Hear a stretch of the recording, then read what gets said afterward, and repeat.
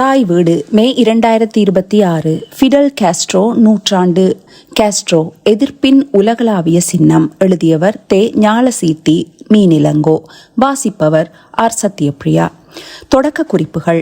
20ஆம் நூற்றாண்டின் மிக சில அரசியல் தலைவர்களே தேசிய எல்லைகளை கடந்து நீடித்த உலகளாவிய சின்னங்களாக உருவெடுத்தனர். அவர்களில் ஃபிடல் காஸ்ட்ரோ ஒரு தனித்துவமான இடத்தை பெற்றுள்ளார். அவர் ஒரு வெற்றிகரமான புரட்சியை வழி நடத்திய தலைவர் மட்டுமல்ல, உலகளாவிய தெற்கின் எதிர்ப்பின் ஒரு பிரதிநிதியும் ஆவார். அவரது பிம்பம், குரல், அரசியல் நிலைப்பாடு ஆகியவை ஒரு பரந்த போராட்டத்தின் உருவகமாக அமைந்தன. சக்தி வாய்ந்த அரசுகளாலும் பொருளாதார படிநிலைகளாலும் ஆதிக்கம் செலுத்தப்படும் ஒரு உலக ஒழுங்கிற்கு எதிராக சிறிய நாடுகள் தங்கள் கண்ணியத்தையும் இறையாண்மையையும் நிலைநாட்டும் போராட்டம் அது. காஸ்ட்ரோவை ஒரு சின்னமாக புரிந்து கொள்வது என்பது அவரை ஒரு பிம்பமாகவோ அல்லது கட்டுக்கதையாகவோ சுருக்குவதல்ல. மாறாக அரசியல் செயல்பாடு, கருத்தியல் வெளிப்பாடு, வரலாற்று சூழல் ஆகியவை எவ்வாறு இணைந்து ஒரு குறியீட்டு சக்தியை உருவாக்கின என்பதை ஆராய்வதாகும். காஸ்ட்ரோவின் முக்கியத்துவம் அவர் கியூபாவிற்குள் செய்தவற்றில் மட்டுமல்ல, காலனித்துவ வரலாறு, சமமற்ற வளர்ச்சி, புவிசார் அரசியல் ஓரங்கட்டப்படுதல் ஆகியவற்றால் குறிக்கப்பட்ட கண்டங்கள் முழுவதும் அவரது செயல்கள் எவ்வாறு எதிரொலித்தன என்பதிலும் அடங்கியுள்ளது. 20ஆம் நூற்றாண்டின் நடுப்பகுதி ஓர் ஆழமான மாற்றத்தின் காலகட்டமாக இருந்தது. ஆசியா, ஆப்பிரிக்கா, மத்திய கிழக்கு முழுவதும் காலனித்துவ பேரரசுகள் சரிந்து கொண்டிருந்தன. கெடுபிடிப்போரின் அழுத்தங்களை சமாளித்து புதிதாக சுதந்திரம் பெற்ற நாடுகள் உருவாகின. லத்தீன் அமெரிக்காவில் நீண்டகால ஏற்றத்தாழ்வுகளும் அமெரிக்காவின் செல்வாக்கும் அரசியல் அமைதியின்மையும் புரட்சிகர ஆர்வத்தின் அலைகளை உருவாக்கின. இந்த சூழலில்தான் 1959 கியூபா புரட்சி வெடித்தது. அது உலக அரசியலுக்கு மின்சாரம் பாய்ச்சிய ஒரு தருணம். தெற்கு உலகில் உள்ள பலருக்கு காஸ்ட்ரோ முன்னெப்போதும் இல்லாத ஒன்றை பிரதிநிதித்துவப்படுத்தினார். அமெரிக்க ஆதரவு பெற்ற ஆட்சியை வெற்றிகரமாக வீழ்த்திய ஒரு தலைவர், ஆதிக்க சக்தி அணிகளுடன் கூட்டணி அமைக்க மறுத்த ஒரு அரசாங்கம், சமூக நீதியில் வேரூன்றிய இறையாண்மைக்கான ஒரு தொலைநோக்கு பார்வையை வெளிப்படுத்திய ஓர் அரசு. இந்த சூழலில் காஸ்ட்ரோவின் எதிர்ப்பு கியூபாவின் புவியியல் மற்றும் பொருளாதார அளவை தாண்டிய ஒரு குறியீட்டு முக்கியத்துவத்தை கொண்டிருந்தது. தாடியுடன் ஆலிவ் பச்சை நிற இராணுவ உடையில் குறிப்புகள் ஏதுமின்றி மணிக்கணக்கில் பேசும் அவரது தோற்றம் உடனடியாக அடையாளம் காணக்கூடியதாக மாறியது. ஆனால் குறியீடுகள் மட்டுமே அவரது செல்வாக்கை விளக்கவில்லை. காஸ்ட்ரோவை ஒரு சின்னமாக மாற்றியது அவரது சொல்லாட்சிக்கும் செயல்களுக்கும் இடையிலான ஒத்திசைவு தான். அவர் ஏகாதிபத்தியத்திற்கு எதிராக பேசுவதோடு நின்றுவிடவில்லை, விடுதலை இயக்கங்களையும் ஆதரித்தார். அவர் உலகளாவிய சமத்துவமின்மையை விமர்சிப்பதோடு நிற்கவில்லை, மாற்று நிறுவனங்களையும் அவர்களுக்கு இடையிலான ஒற்றுமைகளையும் உருவாக்க முயன்றார். பேச்சும் செயலும் இணைந்த இந்த கலவையானது ஆதிக்க அணிகளுக்கு வெளியே உள்ள நாடுகளுக்கு ஒரு கூட்டு அடையாளத்தை செயற்திட்டத்தையும் வெளிப்படுத்த முயன்ற ஒரு அரசியல் அறிவுசார் இயக்கமாக மூன்றாம் உலகவாதம் என்று அறியப்பட்டதில் காஸ்ட்ரோவை ஒரு மைய மனிதராக நிலைநிறுத்தியது. இந்த அடையாளத்தின் மையமாக இருந்த எதிர்ப்பு என்ற கருத்து காலனித்துவ ஆட்சிக்கு எதிரான எதிர்ப்பு மட்டுமல்ல, பொருளாதார சார்பு நிலை, கலாசார ஆதிக்கம், புவிசார் அரசியல் அடிமைத்தனம் ஆகியவற்றுக்கு எதிரான எதிர்ப்பு. காஸ்ட்ரோவின் கியூபா இந்த எதிர்ப்பின் மிகவும் வெளிப்படையான வெளிப்பாடுகளில் ஒன்றாக மாறியது. அது ஹவானாவை புரட்சிகர ராஜதந்திரத்தினதும் கருத்தியல் பரிமாற்றத்தினதும் மையமாக உருமாற்றியது. இந்த கட்டுரை காஸ்ட்ரோ எவ்வாறு மூன்றாம் உலக நாடுகளின் எதிர்ப்பின் சின்னமாக ஆனார் என்பதையும், அந்த சின்னம் ஏன் தொடர்ந்து முக்கியத்துவம் பெறுகிறது என்பதையும் ஆராய்கிறது. அணிசேரா இயக்கத்தில் அவரது தலைமை உலகளாவிய தெற்கு நாடுகளின் செயற்பாட்டிற்கான ஓர் அரசியல் மையமாக, ஹவானாவை வடிவமைப்பதில் அவரது பங்கு, விடுதலை போராட்டங்களுக்கு அவரது ஆதரவு, ஆப்பிரிக்காவில் அவர் மேற்கொண்ட தீர்க்கமான தலையீடுகள் ஆகியவற்றை இது ஆராய்கிறது. நிறைவாக காஸ்ட்ரோவின் உலகளாவிய அடையாளத்தை கட்டமைப்பதில் பேச்சு, படிமம், அரசியல் செயற்பாடு ஆகியவற்றின் பங்கை இது கருத்தில் கொள்கிறது. காஸ்ட்ரோவை பொறுத்தவரை சொற்கள் செயலுக்கு இரண்டாம் பட்சமானவை அல்ல, அவை செயலின் ஒருங்கிணைந்த பகுதியாக இருந்தன. அவரது உரைகள் பெரும்பாலும் நீளமானவை, விரிவானவை, விமர்சன தன்மை கொண்டவை. லட்சக்கணக்கான மக்களிடம் எதிரொலித்த ஒரு மேலாதிக்க எதிர்ப்பு உலக கண்ணோட்டத்தை வெளிப்படுத்துவதற்கான வாகனங்களாக இவை செயற்பட்டன. ஆகவே காஸ்ட்ரோவின் குறியீட்டு சக்தியை புரிந்து கொள்வது என்பது உலக அரசியலில் கருத்துக்கள், செயல், பிரதிநிதித்துவம் ஆகியவற்றுக்கு இடையேயான உறவை புரிந்து கொள்வதாகும். ஒரு சிறிய கரீபியன் தீவை சேர்ந்த தலைவர் ஒடுக்கப்பட்டவர்களின் அரசியல் கற்பனையில் எவ்வாறு ஒரு மைய இடத்தை பிடித்தார் என்பதையும், பல பத்தாண்டுகளுக்கு பிறகும் அந்த பிம்பம் ஏன் நிலைத்திருக்கிறது என்பதையும் காண்பதாகும். அணிசேராமையும் 3ஆம் உலகவாதத்தின் தலைநகராக ஹவானாவும். 20ஆம் நூற்றாண்டின் நடுப்பகுதியில் அணிசேரா இயக்கத்தின் எழுச்சியானது உலக அரசியலில் ஒரு அடிப்படை மாற்றத்தை பிரதிபலித்தது. காலனி ஆதிக்கத்திலிருந்து புதிதாக சுதந்திரம் பெற்ற நாடுகள் உருவான போது அவை ஒரு கடுமையான தேர்வை எதிர்கொண்டன. அமெரிக்கா மற்றும் சோவியத் யூனியன் தலைமையிலான கெடுபிடிப்போரின் 2 கூட்டணிகளில் ஒன்றில் அணி சேர்வதா அல்லது ஒரு சுதந்திரமான பாதையை வகுக்க முயற்சிப்பதா என்பதே அது. ஜவஹர்லால் நேரு, கமால் அப்துல் நாசர், ஜோசிப் புரோஸ் டிட்டோ போன்ற தலைவர்கள் அணிசேராமையின் ஆரம்பகால சிற்பிகளில் அடங்குவர். இறையாண்மை, காலனித்துவ எதிர்ப்பு, அமைதியான சகவாழ்வு ஆகியவற்றில் உறுதியுடன் வல்லரசு போட்டியின் அழுத்தங்களை எதிர்க்கும் நாடுகளின் கூட்டணியை அவர்கள் கற்பனை செய்தனர். இருப்பினும் கியூபா இந்த இயக்கத்தில் இணைந்த நேரத்தில் அணிசேராமை ஏற்கனவே பரிணமித்துக் கொண்டிருந்தது. கியூபாவின் இணைவு வெறுமனே அணிசேர்வதை தவிர்ப்பது பற்றியதாக இருக்கவில்லை. அது பெருகிய முறையில் உலகளாவிய சமத்துவமின்மைக்கு சவால் விடுப்பது மற்றும் கூட்டு சக்தியை நிலைநாட்டுவது பற்றியதாக இருந்தது. காஸ்ட்ரோ அணிசேரா இயக்கத்திற்கு ஒரு தனித்துவமான விளக்கத்தை கொண்டு வந்தார். அவர் முறையாக அணிசேராமையை ஏற்றுக்கொண்டாலும் அவரது புரிதல் பல தலைவர்களின் புரிதலை விட மிகவும் தீவிரமானதாக இருந்தது. காஸ்ட்ரோவை பொறுத்தவரை அநீதிக்கு எதிராக நடுநிலை வகிப்பது சாத்தியமானதும் அல்ல, விரும்பத்தக்கதும் அல்ல. அவரது பார்வையில் அணிசேராமை என்பது வல்லரசுகளுக்கு இடையே சமதூரம் என்ற பொருள் அல்ல, அது ஒடுக்கப்பட்டவர்களுடன் அணி சேர்வதாகும். இந்த விளக்கம் இயக்கத்தை மிகவும் வெளிப்படையான ஏகாதிபத்திய எதிர்ப்பு நிலைப்பாட்டை நோக்கி தள்ளியது. 1979 ஹவானாவில் நடந்த அணிசேரா இயக்க உச்சி மாநாட்டில் காஸ்ட்ரோ இந்த நிலைப்பாட்டை தெளிவாக எடுத்துரைத்தார். அணிசேராமை என்பது செயலற்ற தன்மையல்ல, அது ஏகாதிபத்தியம், காலனித்துவம் உட்பட்ட அனைத்து வகையான ஆதிக்கங்களுக்கும் எதிரான ஒரு தீவிரமான போராட்டத்தை குறிக்கிறது. இந்த மறுவரையறை இயக்கத்தின் முக்கியத்துவத்தை ராஜதந்திர சமநிலையிலிருந்து அரசியல் ஈடுபாட்டிற்கு மாற்றியது. 1979 ஹவானாவில் நடைபெற்ற அணிசேரா இயக்கத்தின் 6வது உச்சி மாநாடு அந்த அமைப்பிற்குள் கியூபாவின் செல்வாக்கின் உச்சகட்டத்தை குறித்தது. 90க்கும் மேற்பட்ட நாடுகளின் தலைவர்கள் ஹவானாவில் கூடி அந்நகரத்தை உலகளாவிய தெற்கு அரசியலின் ஒரு மைய புள்ளியாக மாற்றினார். புரவலராகவும் தலைவராகவும் இருந்த காஸ்ட்ரோ தனது தொடர் உரைகளில் 4 விடயங்களை முன்னிலைப்படுத்தினார். வடக்கு தெற்கிற்கு இடையிலான பொருளாதார ஏற்றத்தாழ்வு, காலனித்துவ சுரண்டலின் மரபு, ஒரு புதிய சர்வதேச பொருளாதார ஒழுங்கின் தேவை, வளரும் நாடுகளிடையே ஒற்றுமை. அவரது மிகவும் பரவலான மேற்கோள் காட்டப்பட்ட கருத்துக்களில் ஒன்றில் அவர் இவ்வாறு அறிவித்தார்: உலகின் செல்வம் ஒரு சில கைகளில் குவிந்துள்ளது. அதே நேரத்தில் மனித குலத்தின் பெரும்பான்மை வறுமையில் வாழ்கிறது. இது ஒரு தற்செயல் நிகழ்வு அல்ல, இது ஒரு அமைப்பின் விளைவு. இந்த உச்சிமாநாடு ராஜதந்திர ஒருங்கிணைப்பை விட மேலான ஒன்றை குறித்தது. இது 3ஆம் உலக நாடுகளின் ஒற்றுமையை நிறுவனமயமாக்குவதற்கும் உலகளாவிய முதலாளித்துவத்தின் மீதான ஒரு கூட்டு விமர்சனத்தை வெளிப்படுத்துவதற்குமான ஒரு முயற்சியை குறித்தது.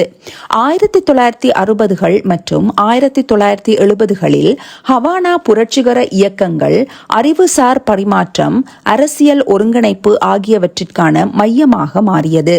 லத்தீன் அமெரிக்கா, ஆப்பிரிக்கா, ஆசியா முழுவதிலுமிருந்து வந்த ஆர்வலர்கள், கெரில்லா தலைவர்கள், அரசியல் கைதிகள் இந்த நகரத்தின் வழியாக சென்று ஒற்றுமை வலைப்பின்னல்களை உருவாக்கினார்கள்.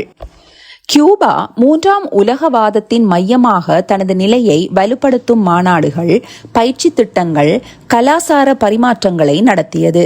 சிலி, நிகரகுவா, அங்கோலா, பலஸ்தீனம் போன்ற நாடுகளில் உள்ள விடுதலை இயக்கங்களை பிரதிநிதித்துவப்படுத்தும் அமைப்புகள் கியூபாவின் நிறுவனங்களுடன் தொடர்புகளை பேணி வந்தன. காஸ்ட்ரோவின் அரசாங்கம் இந்த பங்கை தீவிரமாக வளர்த்தெடுத்தது. ஹவானா வெறும் தலைநகரமாக மட்டும் இருக்கவில்லை, அது எதிர்ப்பின் ஒரு குறியீட்டு வழியாக இருந்தது.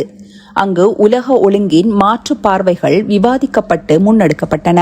அணிசேரா கொள்கை குறித்த காஸ்ட்ரோவின் தீவிரமான விளக்கம் உலகளவில் ஏற்றுக்கொள்ளப்படவில்லை. சில உறுப்பு நாடுகள் மோதலை தவிர்த்து நடுநிலைமையை மற்றும் ராஜதந்திர சமநிலையை வலியுறுத்தும் ஒரு மிதமான அணுகுமுறையை விரும்பின. இந்த பதற்றங்கள் ஹவானா உச்சிமாநாட்டின் போது குறிப்பாக வெளிப்பட்டன. அங்கு இயக்கத்தின் திசை குறித்து கருத்து வேறுபாடுகள் எழுந்தன. சோவியத் ஒன்றியத்துடனான கியூபாவின் நெருங்கிய உறவு அணிசேராமைக்கான அதன் கூற்றை பலவீனப்படுத்துவதாக விமர்சகர்கள் வாதிட்டனர். அணிசேராமை என்பது முறையான நடுநிலைமையால் அல்ல, மாறாக ஏகாதிபத்தியத்திற்கு எதிரான நிலைப்பாட்டால் வரையறுக்கப்பட வேண்டுமென்று காஸ்ட்ரோ வலியுறுத்தினார். நீதிக்கும் அநீதிக்கும் இடையில் நாங்கள் நடுநிலை வகிப்பதில்லை. இந்த நிலைப்பாடு இயக்கத்திற்குள் இருந்த கருத்தியல் பன்முகத்தன்மையையும் வெவ்வேறு அரசியல் அமைப்புகள் மற்றும் மூலோபாய நலன்களை கொண்ட நாடுகளிடையே ஒற்றுமையை பேணுவதில் உள்ள சவால்களையும் எடுத்துக்காட்டியது. இந்த பதட்டங்கள் இருந்த போதிலும் ஹவானா உச்சிமாநாடு உலக அரசியலில் ஒரு நீடித்த முத்திரையை பதித்தது.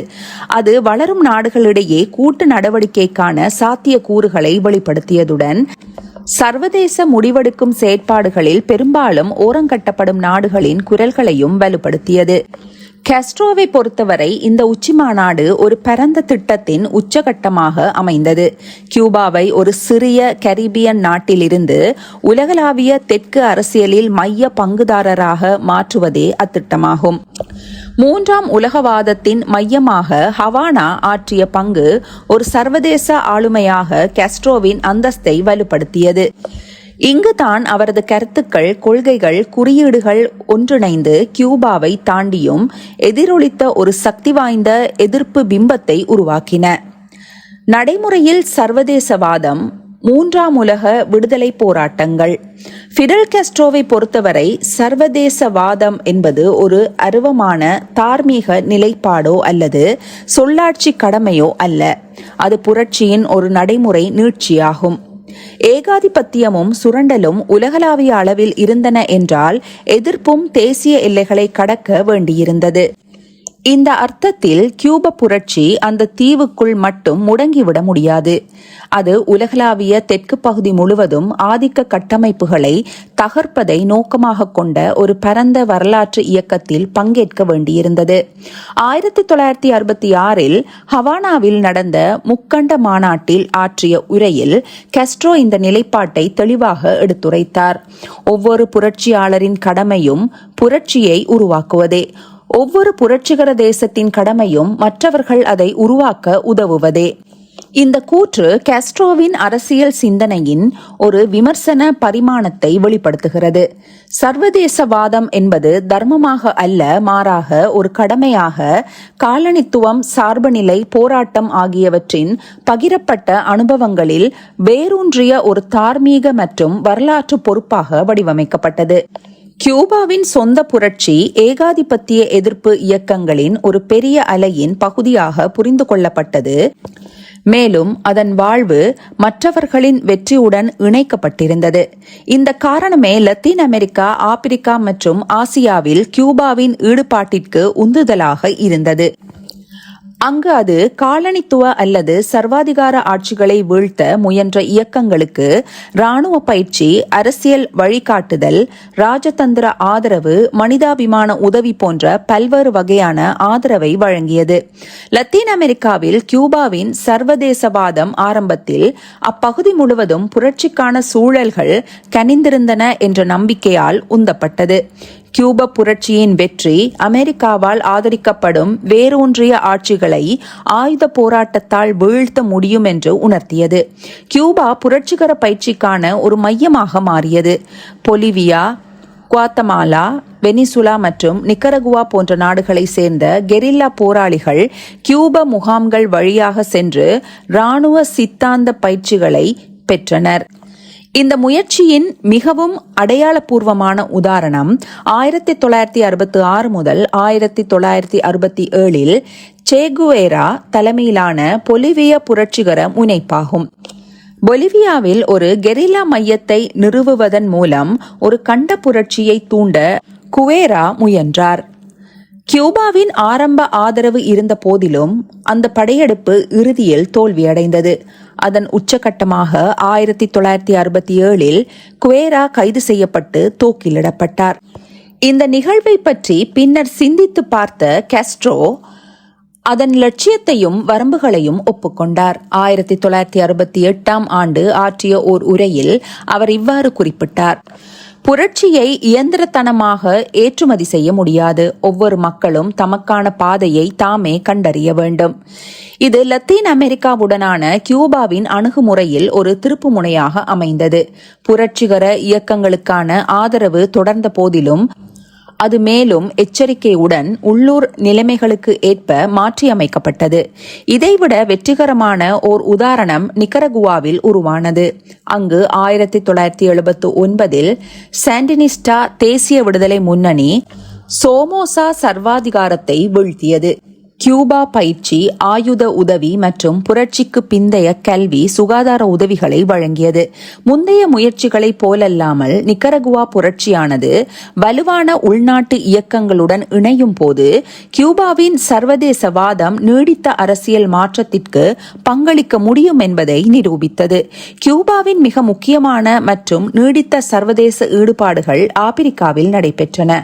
அங்கு காலனித்துவ எதிர்ப்பு போராட்டங்களும் கெடுபிடிப்போர் கால போட்டிகளும் சிக்கலான வழிகளில் ஒன்றோடொன்று பின்னி பிணைந்திருந்தன. காஸ்ட்ரோவை பொறுத்தவரையில் ஆப்பிரிக்கா ஒரு தார்மீக வரலாற்று தேவையாக விளங்கியது. கியூபாவின் சொந்த மக்களில் அடிமைப்படுத்தப்பட்ட ஆப்பிரிக்கர்களின் வழித்தோன்றல்களும் இருந்தனர். மேலும் காஸ்ட்ரோ இந்த தொடர்பை ஒற்றுமைக்கான ஒரு அடிப்படையாக அடிக்கடி வலியுறுத்தினார். 1975 ஆண்டு ஆற்றிய ஓர் உரையில் அவர் இவ்வாறு அறிவித்தார்: நாங்கள் ஒரு லத்தீன் ஆப்பிரிக்க மக்கள். எங்கள் இரத்தம் எங்களை ஆப்பிரிக்காவுடன் பிணைக்கிறது.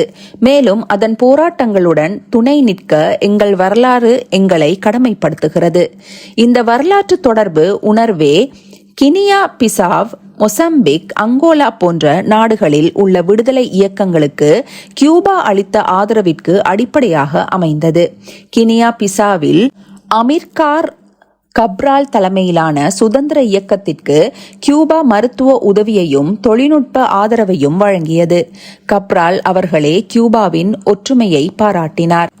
அது வெளிப்புற திணிப்பை காட்டிலும் பகிரப்பட்ட போராட்டத்தில் வேரூன்றி இருந்தது என்றும் குறிப்பிட்டார். இருப்பினும் அங்கோலாவில் தான் கியூபாவின் சர்வதேசவாதம் அதன் மிக வியக்கத்தகு வெளிப்பாட்டை எட்டியது. 1975 அங்கோலா சுதந்திரம் பெற்றதை தொடர்ந்து அந்நாடு தென்னாப்பிரிக்க படைகள், அமெரிக்க ஆதரவு பிரிவுகள் மற்றும் சோவியத் ஆதரவு குழுக்கள் சம்பந்தப்பட்ட ஒரு போர்க்களமாக மாறியது. கியூபா தீர்க்கமாக தலையிட்டு பல்லாயிரக்கணக்கான துருப்புகளுடன் மருத்துவ பணியாளர்களையும் ஆலோசகர்களையும் அனுப்பியது. இந்த தலையீடு ஆபத்துக்களற்றதாக இருக்கவில்லை. குறைந்த வளங்களை கொண்ட ஒரு சிறிய நாடான கியூபா உலகளாவிய தாக்கங்களை கொண்ட ஒரு தொலைதூர மோதலில் தன்னை ஈடுபடுத்திக் கொண்டது. காஸ்ட்ரோ இந்த முடிவை வெளிப்படையான ஏகாதிபத்திய எதிர்ப்பு வார்த்தைகளில் நியாயப்படுத்தினார். நாம் செயற்படாமல் இருந்திருந்தால் நிறவெறி தெற்கு ஆப்பிரிக்கா முழுவதும் தனது ஆதிக்கத்தை விரிவுபடுத்தியிருக்கும். அங்கோலாவில் கியூபாவின் பங்கு பிற்காலத்தில் பிராந்திய அதிகார பொருளாதார சமநிலையில் ஒரு திருப்பு முனையாக அங்கீகரிக்கப்பட்டது. இது நமீபியாவின் இறுதி சுதந்திரத்திற்கும் நிறவெறி தென்னாப்பிரிக்காவின் பலவீனத்திற்கும் பங்களித்தது. ஆசியாவில் புவிசார் அரசியல் யதார்த்தங்கள் மற்றும் வலுவான புரட்சிகர இயக்கங்களின் இருப்பு ஆகியவற்றால் வடிவமைக்கப்பட்ட கியூபாவின் சர்வதேசவாதம் ஒரு மாறுபட்ட வடிவத்தை எடுத்தது. கியூபா, வியட்நாம், லாவோஸ், கம்போடியா போன்ற நாடுகளுடன் நெருங்கிய உறவுகளை ஏற்படுத்தி அரசியல் ஆதரவையும் ராஜதந்திர ஒற்றுமையையும் வழங்கியது. 1973 காஸ்ட்ரோ வியட்நாமிற்கு மேற்கொண்ட பயணம் அவரது சர்வதேசவாதத்தின் மிகவும் சக்தி வாய்ந்த அடையாள செயல்களில் ஒன்றாக இன்றும் விளங்குகிறது. அந்நாடு போரில் சிக்கியிருந்த ஒரு காலகட்டத்தில் காஸ்ட்ரோ போர்க்களத்திற்கு பயணம் செய்து அமெரிக்க தலையீட்டிற்கு எதிரான வியட்நாமிய போராட்டத்திற்கு தனது ஒற்றுமையை வெளிப்படுத்தினார். இந்த பயணத்தின் போது அவர் புகழ்பெற்ற ஒரு அறிவிப்பை வெளியிட்டார். வியட்நாமுக்காக கியூபா தனது சொந்த இரத்தத்தை கூட கொடுக்க தயாராக உள்ளது. இந்த கூற்று கியூபாவின் சர்வதேசவாதத்தின் நெறிமுறையை உள்ளடக்கியது. ஒற்றுமை என்பது ஒரு கருத்தியல் அல்ல, மாறாக தியாகத்தை பகிர்ந்து கொள்ளும் விருப்பம்.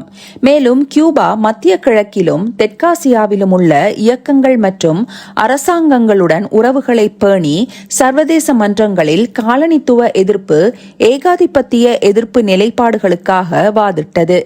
ஆப்பிரிக்காவில் நடந்த ஆயுத போராட்டங்களுடன் ஒப்பிடுகையில் ஆசியாவில் அதன் நேரடி ஈடுபாடு குறைவாக இருந்த போதிலும் அதன் ராஜதந்திர மற்றும் கருத்தியல் ஆதரவு பரந்த உலகளாவிய எதிர்ப்பு வலையமைப்புகளுக்கு பங்களித்தது. கியூபாவின் சர்வதேசவாத பார்வையின் உச்சகட்டத்தை 1966 ஹவானாவில் நடைபெற்ற முக்கண்ட மாநாட்டில் காணலாம். இந்த கூட்டம் கண்டங்கள் முழுவதும் ஏகாதிபத்திய எதிர்ப்பு போராட்டங்களை ஒருங்கிணைக்கும் நோக்கில் ஆசியா, ஆப்பிரிக்கா மற்றும் லத்தீன் அமெரிக்காவின் பிரதிநிதிகளை ஒன்றிணைத்தது. இந்த மாநாடு பிராந்திய எல்லைகளை கடந்து ஓர் உலகளாவிய தெற்கு அரசியல் அடையாளத்தின் எழுச்சியை அடையாளப்படுத்தியது. கியூபா தன்னை இந்த பிராந்தியங்களுக்கு இடையேயான ஒரு பாலமாக நிலைநிறுத்தி உரையாடல் மற்றும் ஒத்துழைப்பை எளிதாக்கியது. காஸ்ட்ரோவின் தொடக்க உரை ஒற்றுமையை வலியுறுத்தியது. ஆசியா, ஆப்பிரிக்கா மற்றும் லத்தீன் அமெரிக்க மக்கள் சுரண்டலின் கடந்த காலத்தை மட்டுமல்ல, போராட்டத்தின் எதிர்காலத்தையும் பகிர்ந்து கொள்கிறார்கள். இந்த முக்கண்ட கட்டமைப்பு தனித்த தேசிய இயக்கங்களிலிருந்து ஏகாதிபத்தியத்தை எதிர்க்கும் ஒரு ஒருங்கிணைந்த உலகளாவிய முயற்சிக்கு மாறியதை பிரதிபலித்தது. கியூபாவின் சர்வதேசவாத முயற்சிகளின் பரந்த தாக்கம் மறுக்க முடியாதது. ஒற்றுமை, சித்தாந்தம், அர்ப்பணிப்பு ஆகியவற்றின் மூலம் ஒரு சிறிய நாடு குறிப்பிடத்தக்க செல்வாக்கை செலுத்த முடியும் என்பதை கியூபா நிரூபித்தது. அது வளரும் நாடுகளுக்கான சர்வதேச ஈடுபாட்டின் சாத்திய கூறுகளை மறு வடிவமைத்ததுடன் உள்நாட்டு புரட்சியை உலகளாவிய போராட்டத்துடன் இணைப்பதற்கான ஒரு முன்மாதிரியையும் வழங்கியது. உலகளாவிய நீதி, தெற்கு ஒத்துழைப்பு மற்றும் சர்வதேச ஒழுங்கை வடிவமைப்பதில் சிறிய நாடுகளின் பங்கு ஆகியவை குறித்த சமகால விவாதங்களில் காஸ்ட்ரோவின் சர்வதேசவாதம் பற்றிய பார்வை தொடர்ந்து எதிரொலிக்கிறது. கியூபாவின் தீர்க்கமான தருணம். அங்கோலா, நமீபியா இனவெறியின் தோல்வி. கியூபாவின் சர்வதேசவாதத்தின் மிக முக்கியமான சோதனையும் ஃபிடல் காஸ்ட்ரோவை மூன்றாம் உலக நாடுகளின் எதிர்ப்பில் ஒரு மைய நபராக நிலைநிறுத்திய தருணமும் 1970களின் நடுப்பகுதியில் தெற்கு ஆப்பிரிக்காவில் அரங்கேறியது. 1975 அங்கோலாவின் காலனித்துவ நீக்கம் சுதந்திரத்திற்கான ஒரு நிலையான மாற்றத்தை ஏற்படுத்தவில்லை. மாறாக அது உள்நாட்டு போட்டிகளாலும் வெளி தலையீடுகளாலும் வடிவமைக்கப்பட்ட ஒரு சிக்கலான வன்முறை போராட்டத்தை தூண்டியது. போர்த்துகீசிய காலனித்துவ ஆட்சி வீழ்ச்சியடைந்த போது 3 முக்கிய இயக்கங்கள் அதிகாரத்திற்காக போட்டியிட்டன. MPLA அங்கோலாவின் விடுதலைக்கான மக்கள் இயக்கம், UNITA மற்றும் FNLA சோசலிச சார்புகளையும் வலுவான நகரப்புற ஆதரவையும் கொண்டிருந்த MPLA நவம்பர் 1975 சுதந்திரத்தை அறிவித்தது. ஏறக்குறைய உடனடியாக அங்கோலா கெடுபிடி போரிலும் இனவெறி தென்னாப்பிரிக்காவிற்கு எதிரான பிராந்திய மோதலிலும் ஒரு போர்க்களமாக மாறியது. காஸ்ட்ரோவை பொறுத்தவரையில் அங்கோலா ஒரு புவிசார் அரசியல் நெருக்கடியை விட மேலான ஒன்றை குறித்தது. அது ஒரு தார்மீக வரலாற்று திருப்புமுனையாக இருந்தது. MPLA-க்கு எதிரான படைகளுக்கு ஆதரவளிக்க எல்லைகளை கடந்து படைகளை அனுப்பிய நிறவெறி தென்னாப்பிரிக்காவின் தலையீடு அந்த மோதலை இன ஆதிக்கம் மற்றும் பிராந்திய மேலாதிக்கத்திற்கு எதிரான ஒரு பரந்த போராட்டமாக மாற்றியது. காஸ்ட்ரோ பின்னர் அது முடிவெடுக்கும் தருணத்தை இவ்வாறு விவரித்தார்: நாங்கள் அலட்சியமாக இருக்க முடியவில்லை. அங்கோலா மீதான ஆக்கிரமிப்பு என்பது ஆப்பிரிக்காவுக்கு எதிரானது, நீதிக்கு எதிரானது, சுதந்திரத்திற்காக போராடிய அனைவருக்கும் எதிரானது. இந்த கண்ணோட்டம் காஸ்ட்ரோ அந்த மோதலை எவ்வாறு புரிந்து கொண்டார் என்பதை வெளிப்படுத்துகிறது. அவர் அதை ஒரு தொலைதூர போராக பார்க்காமல் ஆதிக்கத்திற்கும் விடுதலைக்கும் இடையிலான ஓர் உலகளாவிய மோதலின் பகுதியாக பார்த்தார். 1975 ஆண்டின் பிற்பகுதியில் கியூபா MPLA அரசாங்கத்திற்கு ஆதரவாக அங்கோலாவிற்கு ஆயிரக்கணக்கான துருப்புகளை அனுப்பி கார்லோட்டா நடவடிக்கைகளை தொடங்கியது. காலப்போக்கில் இது ஒரு வளரும் நாடு மேற்கொண்ட மிகப்பெரிய வெளிநாட்டு இராணுவ நடவடிக்கைகளில் ஒன்றாக வளர்ந்தது. இந்த மோதல் காலத்தில் 3 லட்சத்திற்கும் மேற்பட்ட கியூப வீரர்கள் அங்கோலாவில் பணியாற்றினர். இந்த தலையீட்டின் அளவும் வேகமும் பல பார்வையாளர்களை ஆச்சரியப்படுத்தியது. பொருளாதார தடையின் கீழ் இருந்த ஒரு சிறிய தீவு நாடான கியூபா குறிப்பிடத்தக்க அபாயங்களை கொண்ட ஒரு தொலைதூர போரில் தன்னை ஈடுபடுத்திக் கொண்டது. ஆயினும் இந்த முடிவு பொருளாதார நலன்களாலோ அல்லது வெளிப்புற அழுத்தங்களாலோ எடுக்கப்படவில்லை, மாறாக கொள்கையின் அடிப்படையிலேயே எடுக்கப்பட்டது என்று காஸ்ட்ரோ வலியுறுத்தினார். இந்த தலையீட்டை பற்றி பேசிய ஓர் உரையில் அவர் பின்வருமாறு கூறினார்: நாங்கள் அங்கோலாவில் நிலப்பரப்பிற்காகவோ செல்வத்திற்காகவோ இல்லை. ஒரு மக்கள் உதவி கேட்டாலும் நீதி அதை கோரியதாலும் நாங்கள் அங்கு இருக்கிறோம். இந்த கூற்று கியூபாவின் சர்வதேசவாத கதையாடலுக்கு மையமாக இருந்தது. பெரும் வல்லரசுகளைப் போலல்லாமல் அங்கோலாவின் நிலப்பரப்பின் மீது கியூபா எந்த பொருளாதார சலுகைகளையோ இராணுவ தளங்களையோ அல்லது அரசியல் கட்டுப்பாட்டையோ கோரவில்லை. அதன் ஈடுபாடு விரிவாக்கமாக அல்லாமல் ஒற்றுமையின் வெளிப்பாடாகவே கட்டமைக்கப்பட்டது. அதே நேரத்தில் இந்த தலையீடு தெளிவான மூலோபாய தாக்கங்களை கொண்டிருந்தது. தென்னாப்பிரிக்க படைகளின் முன்னேற்றத்தை தடுத்து MPLA அரசாங்கத்தை நிலைப்படுத்தியதன் மூலம் கியூபா பிராந்திய அதிகார சமநிலையை மாற்றியமைத்து தெற்கு ஆப்பிரிக்காவில் இனவெறி தென்னாப்பிரிக்காவின் ஆதிக்கத்திற்கு சவால் விடுத்தது. கியூபாவின் ஈடுபாட்டின் தீர்க்கமான கட்டம் 1980களின் பிற்பகுதியில் 2ஆம் உலகப் போருக்கு பிறகு ஆப்பிரிக்காவில் நடந்த மிகப்பெரிய மரபு வழி போர்களில் ஒன்றாக குயிட்டோ குவானாவாலே போரின் போது வந்தது. தென்னாப்பிரிக்க படைகள் தங்கள் கூட்டாளிகளுடன் சேர்ந்து MPLA-வை தோற்கடித்து கியூபாவின் ஆதரவை பலவீனப்படுத்த முயன்றன. இந்த போர் இன வெறி மற்றும் விடுதலை இயக்கங்களுக்கு இடையிலான பரந்த போராட்டத்தின் மைய புள்ளியாக மாறியது. அங்கோலா மற்றும் நமீபிய படைகளுடன் இணைந்து பணியாற்றிய கியூப படைகள் தென்னாப்பிரிக்காவின் முன்னேற்றத்தை தடுப்பதில் ஒரு முக்கிய பங்காற்றின. இந்த போர் மரபு வழி அடிப்படையில் ஒரு தெளிவான இராணுவ வெற்றியை தரவில்லை, ஆனால் அது மூலோபாய சூழ்நிலையை அடிப்படையாக மாற்றியது. காஸ்ட்ரோ தனது பின்னோக்கிய உரைகளில் அந்த போரின் முக்கியத்துவத்தை இவ்வாறு விவரித்தார்: குயிட்டோ குவானாவாலேவில் இன வெறி இராணுவத்தின் வெல்ல முடியாத தன்மை குறித்த கட்டுக்கதை தகர்த்தப்பட்டது. இந்த தருணம் ஆழமான உளவியல் மற்றும் அரசியல் விளைவுகளை ஏற்படுத்தியது. அப்பகுதியில் நீண்ட காலமாக இராணுவ ரீதியாக உயர்ந்தவர்களாக கருதப்பட்ட தென்னாப்பிரிக்க படைகள் ஒரு சிறிய கரிபியன் நாட்டை உள்ளடக்கிய ஒரு கூட்டணியால் முதல் முறையாக திறம்பட தடுக்கப்பட்டன. கியூபாவின் தலையீட்டின் விளைவுகள் அங்கோலாவையும் தாண்டி வெகு தூரம் பரவின. குயிட்டோ குவானாவாலேவில் ஏற்பட்ட தேக்க நிலையும் அங்கு பரவலாக இருந்த கியூபாவின் இராணுவ பிரசன்னமும் அங்கோலா, கியூபா, தென்னாப்பிரிக்கா மற்றும் அமெரிக்கா ஆகிய நாடுகள் சம்பந்தப்பட்ட பேச்சுவார்த்தைகளுக்கு வழிவகுத்த சூழல்களை உருவாக்கின. இந்த பேச்சுவார்த்தைகளின் விளைவாக அங்கோலாவில் இருந்து கியூபா மற்றும் தென்னாப்பிரிக்க படைகளை திரும்ப பெறுதல் மற்றும் மிக முக்கியமாக தென்னாப்பிரிக்காவின் கட்டுப்பாட்டில் இருந்த நமீபியாவின் சுதந்திரம் ஆகியவற்றை உள்ளடக்கிய தொடர் ஒப்பந்தங்கள் ஏற்பட்டன. 1990 நமீபியாவின் சுதந்திரம் தெற்கு ஆப்பிரிக்காவில் காலனித்துவ எதிர்ப்பு இயக்கங்களுக்கு ஒரு குறிப்பிடத்தக்க வெற்றியாக அமைந்தது. அது இனவெறி கொள்கை கொண்ட தென்னாப்பிரிக்காவின் பிராந்திய நிலையையும் பலவீனப்படுத்தியதுடன் இறுதியில் இனவெறி கொள்கையின் முடிவுக்கு வழிவகுத்த உள் அழுத்தங்களுக்கும் பங்களித்தது. சிறையிலிருந்து விடுதலையான பிறகு பேசிய நெல்சன் மண்டேலா கியூபாவின் பங்களிப்பை வெளிப்படையாக ஒப்புக்கொண்டார். ஆப்பிரிக்க மக்களின் இதயங்களில் கியூபா மக்களுக்கு ஒரு சிறப்பு இடம் உண்டு. குயிட்டோ குவானாவாலேவில் இனவெறி இராணுவம் தோற்கடிக்கப்பட்டது. ஒட்டுமொத்த ஆப்பிரிக்காவிற்கும் கிடைத்த வெற்றியாகும். மண்டேலாவின் இந்த கூற்று கியூபாவின் தலையீட்டின் பரந்த முக்கியத்துவத்தை எடுத்துக்காட்டுகிறது.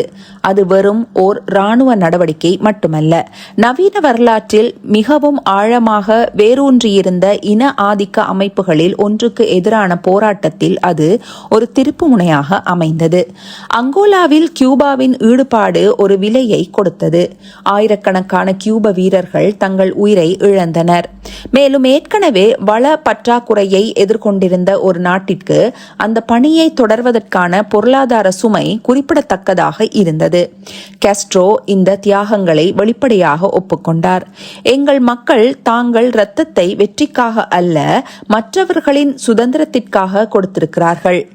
உடனடி பொருளாதார ஆதாயம் இல்லாமல் விலைகளை தாங்கிக் கொள்ளும் இந்த விருப்பம் உலக அரசியலில் ஒரு கொள்கை பிடிப்புள்ள சக்தியாக கியூபாவின் பிம்பத்தை வலுப்படுத்தியது. மேலும் இது கியூபாவிற்கும் ஆப்பிரிக்க விடுதலை இயக்கங்களுக்கும் இடையிலான உணர்வு பூர்வமான குறியீட்டு ரீதியான தொடர்புகளை ஆழப்படுத்தியது. சர்வதேச உறவுகளில் அதிகாரம் குறித்த மேலோங்கிய அனுமானங்களுக்கு அங்கோலாவின் தலையீடு சவால் விடுத்தது. செல்வாக்கு என்பது பொருளாதார அளவு அல்லது இராணுவ திறனால் மட்டும் தீர்மானிக்கப்படுவதில்லை. மாறாக அரசியல் உறுதிப்பாடு, சித்தாந்த தெளிவு, மூலோபாய அர்ப்பணிப்பு ஆகியவற்றாலும் தீர்மானிக்கப்படுகிறது என்பதை அது நிரூபித்தது. உலகளாவிய தெற்கில் உள்ள பலருக்கு கியூபாவின் நடவடிக்கைகள் நடைமுறையில் மேலாதிக்க எதிர்ப்பு அரசியல் எப்படி இருக்கும் என்பதற்கு ஒரு சக்தி வாய்ந்த உதாரணமாக அமைந்தது. ஒரு சிறிய நாடு ஒரு தொலைதூர மோதலில் தலையிட்டு பிராந்திய வரலாற்றின் போக்கை மாற்றி இன ஒதுக்கல் கொள்கையை ஒழிப்பதற்கு பங்களித்தது. இவை அனைத்தையும் ஒரு வல்லரசின் வழக்கமான அடையாளங்கள் எதுவுமின்றி செய்தது. காஸ்ட்ரோ இந்த சாதனையை ஒரு பரந்த கண்ணோட்டத்தில் முன்வைத்தார். வரலாறு நாடுகளின் அளவை நினைவில் கொள்ளாது, மாறாக அவற்றின் செயல்களின் நீதியையே நினைவில் கொள்ளும். அங்கோலா, நமீபியா மற்றும் இனவெறிக்கு எதிரான போராட்டத்தில் கியூபாவின் ஈடுபாடு காஸ்ட்ரோவின் சர்வதேசவாத பார்வையின் மிகவும் உறுதியான நனவாக்கத்தை குறிக்கிறது. அது இராணுவ ஈடுபாடு, அரசியல் ஒற்றுமை, கருத்தியல் அர்ப்பணிப்பு ஆகியவற்றை ஒன்றிணைத்து கியூபா குறித்த உலகளாவிய கண்ணோட்டங்களை மறு வடிவமைத்தது. காஸ்ட்ரோவை பொறுத்தவரையில் இது வெறும் வெளியுறவு கொள்கை வெற்றி மட்டுமல்ல, கியூப புரட்சியின் கொள்கைகளான கண்ணியம், ஒற்றுமை, எதிர்ப்பு ஆகியவை உலகளாவிய விளைவுகளை ஏற்படுத்தக்கூடும் என்பதற்கான ஒரு செயல் விளக்கமாகும். இந்த நிகழ்வுகளை பற்றி சிந்தித்து அவர் கூறினார், ஆப்பிரிக்காவில் நாங்கள் செய்தது ஆப்பிரிக்காவிற்கு மட்டுமல்ல, அது மனித குலத்திற்காக. நிறைவு குறிப்புகள். 20ஆம் நூற்றாண்டின் பிற்பகுதியில் ஃபிடல் காஸ்ட்ரோ ஒரு தேசிய தலைவர் என்ற வகைப்பாட்டை கடந்து உலகளாவிய அரசியல் குறியீட்டியல் தளத்திற்குள் நுழைந்தார். அவரது முக்கியத்துவத்தை இனி கொள்கை முடிவுகள், நிறுவன சீர்திருத்தங்கள் அல்லது சர்வதேச தலையீடுகள் மூலமாக மட்டுமே புரிந்து கொள்ள முடியவில்லை. அவர் எதிர்ப்பின் சின்னமாக மாறியிருந்தார். ஆதிக்கம், சமத்துவமின்மை மற்றும் மேலாதிக்கத்திற்கு எதிரான பரந்த போராட்டங்கள் கற்பனை செய்யப்பட்டு வெளிப்படுத்தப்பட்ட ஒரு பேராளுமையாக அவர் திகழ்ந்தார். இந்த மாற்றத்தை புரிந்து கொள்ள அரசியல், சமூகவியல், பண்பாட்டு கோட்பாடுகளிலிருந்து தத்துவார்த்த நுண்ணறிவுகளை பெறுவது பயனுள்ளதாக இருக்கும். அந்தோனியோ கிராம்சி, அதிகாரம் என்பது வற்புறுத்தலால் மட்டும் நிலைநிறுத்தப்படுவதில்லை, மாறாக மேலாதிக்கத்தால் நிலைநிறுத்தப்படுகிறது என்பதை வலியுறுத்தினார். மேலாதிக்கம் என்பது ஆதிக்கம் செலுத்தும் குழுக்கள் இயல்பானது, சட்டபூர்வமானது மற்றும் சாத்தியமானது என்று கருதப்படுவதை வடிவமைக்கும் திறன் ஆகும். எனவே மேலாதிக்க எதிர்ப்பு அரசியலுக்கு பொருள்சார் எதிர்ப்பு மட்டுமல்ல, குறியீட்டு ரீதியான சீர்குலைவும் தேவைப்படுகிறது. காஸ்ட்ரோவின் நீடித்த செல்வாக்கை இந்த அடிப்படையில் துல்லியமாக புரிந்து கொள்ள முடியும். அவர் சக்தி வாய்ந்த நாடுகளின் புவிசார் அரசியல் ஆதிக்கத்தை மட்டுமல்லாமல் சிறிய நாடுகளை சார்ந்திருப்பவையாகவும் அடிப்பணிந்தவையாகவும் தன்னாட்சி வளர்ச்சிக்கு திறனற்றவையாகவும் கட்டமைத்த குறியீட்டு ஒழுங்கையும் எதிர்த்தார். உலகளாவிய அரங்குகளில், புரட்சிகர கூட்டங்களில், சர்வதேச நாடுகளில் அவரது இருப்பு இந்த அனுமானத்தின் ஒரு வெளிப்படையான மறுப்பாக செயற்பட்டது. இந்த அர்த்தத்தில் காஸ்ட்ரோ வெறுமனே அதிகாரத்தை எதிர்க்கவில்லை, அவர் அதிகாரத்தை பற்றிய கற்பனையை மறுவரையறை செய்தார். காஸ்ட்ரோவின் குறியீட்டு அதிகாரத்திற்கு மையமாக இருந்தது அவர் பேச்சை ஒரு அரசியல் கருவியாக பயன்படுத்தியமையே. அவரது உரைகள் பெரும்பாலும் நீளமானவை, விரிவானவை மற்றும் குறிப்புகளின்றி வழங்கப்பட்டவை. வெறும் தகவல் தொடர்பு செயல்களாக இருக்கவில்லை. அவை உலகளாவிய உரையாடலில் நிகழ்த்தப்படும் செயற்றிறன் மிக்க தலையீடுகளாக இருந்தன. ராஜதந்திர மொழிக்குரிய கவனமாக திட்டமிடப்பட்ட சுருக்கத்தை போலல்லாமல் காஸ்ட்ரோவின் சொற்பொழிவு ஒரே நேரத்தில் விளக்கவும், இணங்க வைக்கவும், அணிதிரட்டவும் முயன்றது. அவர் பார்வையாளர்களை செயலற்ற பெறுநர்களாக கருதாமல் அரசியல் பகுத்தறிவின் ஒரு பகிரப்பட்ட செயற்பாட்டில் பங்கேற்பாளர்களாக கருதினார். 1960 ஐக்கிய நாடுகள் சபையில் காஸ்ட்ரோ 4 மணி நேரத்திற்கும் மேலாக பேசினார். அந்த அமைப்பின் வரலாற்றிலேயே மிக நீண்ட உரைகளில் ஒன்றை நிகழ்த்தினார். இது ஒரு மிதமிஞ்சிய செயல் என்பதற்கு மாறாக அரசியல் அங்கீகாரத்திற்கு விளக்கம் தேவை என்ற அவரது நம்பிக்கையை இந்த உரை வெளிப்படுத்தியது. நாம் இங்கு கிசுகிசுக்க வரவில்லை, மாறாக தெளிவாக பேசவே வந்துள்ளோம்.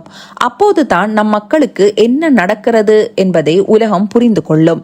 இத்தகைய உரைகளின் மூலம் காஸ்ட்ரோ ஒரு மேலாதிக்க எதிர்ப்பு பார்வையை முன்வைத்தார். அது உலகளாவிய சமத்துவமின்மையை வளர்ச்சி பின்தங்கிய நிலை என்பதற்கு பதிலாக அமைப்பு ரீதியான அநீதியாகவும், ஏகாதிபத்திய தலையீட்டை உதவி என்பதற்கு பதிலாக ஆதிக்கமாகவும் மறுவரையறை செய்தது. அவரது சொல்லாட்சி உத்தியில் 4 முக்கிய கூறுகள் அடங்கியிருந்தன: வரலாற்று அடித்தளம், சமகால போராட்டங்களை காலனித்துவ வரலாறுகளுடன் இணைத்தல், தார்மீக கட்டமைப்பு, அரசியல் மோதல்களை அறநெறி கேள்விகளாக முன்வைத்தல், கூட்டு அடையாளம், கியூபாவிற்காக மட்டுமல்லாமல் உலக மக்களுக்காகவும் பேசுதல், படிநிலையை மீறுதல், உலகளாவிய சக்திகளை பணிவின்றி எதிர்கொள்ளுதல். இந்த கூறுகள் காஸ்ட்ரோவின் உரைகளை அவற்றின் உடனடி சூழலுக்கு அப்பாற்பட்டு வெகு தூரம் எதிரொலிக்க செய்தன. அவை உலகளாவிய தெற்கில் உள்ள பார்வையாளர்கள் தங்களின் சமத்துவமின்மை மற்றும் ஓரங்கட்டப்படுதல் குறித்த சொந்த அனுபவங்களை புரிந்து கொள்ள உதவும் உரைகளாக மாறின. காஸ்ட்ரோவின் குறியீட்டு சக்தி மொழிக்குள் மட்டும் அடங்கவில்லை. அவரது உடல் இருப்பு, அவரது தாடி, இராணுவ உடைகள், கண்டிப்பான தோரணை எதிர்ப்பின் ஒரு காட்சி இலக்கணத்தின் பகுதியாக மாறியது. உலகளாவிய உயரடுக்கினரின் முறையான உடைக்கு மாறாக காஸ்ட்ரோவின் தோற்றம் அதிகாரத்தின் நிறுவப்பட்ட நெறிகளை நிராகரிப்பதை குறித்தது. ஆலிவ் பச்சை நிற சீருடை அவரை கெரில்லா போராட்டத்துடன் இணைத்தது. அதே சமயம் ஆடம்பரமின்மை அவரை சாதாரண மக்களுடன் அடையாளப்படுத்திக் கொள்வதை வலுப்படுத்தியது. இந்த அழகியல் தற்செயலானதல்ல, அது ஆழ்ந்த அரசியல் தன்மை கொண்டது. இந்த வகையில் காஸ்ட்ரோவின் உடலே அரசியல் அர்த்தத்தின் களமாக மாறியது. அவர் போற்றிய விழுமியங்களை அது தன்னகத்தே கொண்டிருந்தது. உடை, பேச்சு அல்லது நடத்தை என எதுவாக இருந்தாலும் ராஜதந்திர மரபுகளுக்கு இணங்க மறுத்த அவரது குணம் அமைப்பை உள்ளிருந்தே சவால் விடும் ஒரு வெளியாட்டக்காரர் என்ற அவரது பிம்பத்தை வலுப்படுத்தியது. காஸ்ட்ரோவின் குறியீட்டு ரீதியான தாக்கம் உலக தெற்கில் குறிப்பாக வலுவாக இருந்தது. அங்கு அவரது பிம்பம் பரந்த எதிர்ப்பு கதையாடல்களுடன் பின்னி பிணைந்திருந்தது. லத்தீன் அமெரிக்கா, ஆப்பிரிக்கா மற்றும் ஆசியாவில் சில பகுதிகளில் காஸ்ட்ரோ ஒரு கியூப தலைவராக மட்டுமல்லாமல் ஏகாதிபத்திய எதிர்ப்பு போராட்டத்தின் ஒரு பிரதிநிதியாகவும் பெரும்பாலும் கருதப்பட்டார். விடுதலை இயக்கங்களுக்கான ஆதரவு, மருத்துவ பணிகள், ராஜதந்திர பரிந்துரைகள் போன்ற கியூபாவின் உறுதியான செயல்களால் இந்த கருத்து வலுப்படுத்தப்பட்டது. குறியீட்டு தன்மையும் நடைமுறையும் ஒன்றையொன்று வலுப்படுத்தி ஒரு சக்தி வாய்ந்த பின்னூட்ட சுழற்சியை உருவாக்கின. ஒரு கோட்பாடு ரீதியான கண்ணோட்டத்தில் காஸ்ட்ரோவின் நீடித்த குறியீட்டு சக்தியை 3 கருத்துக்களின் சந்திப்பின் மூலம் புரிந்து கொள்ள முடியும். மேக்ஸ் வெபரின் கருத்துக்களை பின்பற்றி கெஸ்ட்ரோவின் தலைமைத்துவத்தை கவர்ச்சிகரமான அதிகாரத்தின் ஒரு வடிவமாக காணலாம். அதாவது உணரப்பட்ட அசாதாரண குணங்களிலிருந்து பெறப்பட்ட சட்டப்பூர்வ தன்மை.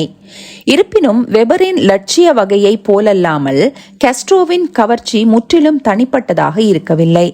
அது புரட்சியின் மூலம் நிறுவனமயமாக்கப்பட்டு வெகுஜன மக்களுடன் தொடர்ச்சியான ஈடுபாட்டின் மூலம் நிலைநிறுத்தப்பட்டது. நவீன அரசியல் கோட்பாடு தலைமைத்துவத்தின் கீழ் செயற்பாட்டு தன்மையை வலியுறுத்துகிறது. கெஸ்ட்ரோவின் உரைகள், பொது தோற்றங்கள், சர்வதேச தலையீடுகள் வெறும் செயல்களாக இருக்கவில்லை. மாறாக அவை அரசியல் அர்த்தத்தை கட்டமைத்த செயற்பாடுகளாக இருந்தன. மீண்டும் மீண்டும் நிகழ்த்துதல் மற்றும் நிலைத்தன்மையின் மூலம் இந்த செயற்பாடுகள் ஒரு அங்கீகரிக்கப்பட்ட அடையாளத்தை உருவாக்கின. கிராம்சியின் கருத்துக்களை அடிப்படையாக கொண்டு கெஸ்ட்ரோவின் அரசியலை உலகளாவிய அதிகாரத்தின் மீதான ஒரு பொதுவான விமர்சனத்தை சுற்றி பல்வேறுபட்ட குழுக்களை ஒன்றிணைக்கும் ஒரு ஆதிக்க எதிர்ப்பு அணியை கட்டமைக்கும் முயற்சியாக புரிந்து கொள்ளலாம். இந்த திட்டத்தில் அவரது குறியீட்டு பங்கு மையமாக இருந்தது.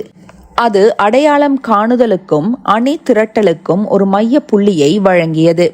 உலகளாவிய நிலைமைகள் மாறிய போதும் கெஸ்ட்ரோவின் செல்வாக்கு ஏன் நீடித்தது என்பதை இந்த இரண்டு கட்டமைப்புகளும் சேர்ந்து விளக்க உதவின. அவரது அதிகாரம் கியூபாவின் பொருள்சார் திறனை மட்டும் சார்ந்திருக்கவில்லை, மாறாக அவர் தன்னுள் கொண்டிருந்த மற்றும் வெளிப்படுத்திய அர்த்தங்களை சார்ந்திருந்தது. அவர் பிறந்து ஒரு நூற்றாண்டிற்கு பிறகு கெஸ்ட்ரோவின் பொருத்தப்பாடு குறித்த கேள்வி வெறும் வரலாற்று பிரச்சினை மட்டுமல்ல, இது மிகவும் சமகாலத்தன்மை வாய்ந்தது. 21ஆம் நூற்றாண்டின் உலகம் கட்டமைப்பில் வேறுபட்டிருந்தாலும் கெஸ்ட்ரோவின் அரசியலை வடிவமைத்த பல ஏற்றத்தாழ்வுகளையும் அதிகார சமச்சீரின்மைகளையும் தொடர்ந்து வெளிப்படுத்துகிறது. அவரது அனுபவத்திலிருந்து நாம் பல பாடங்கள் கற்க முடியும்.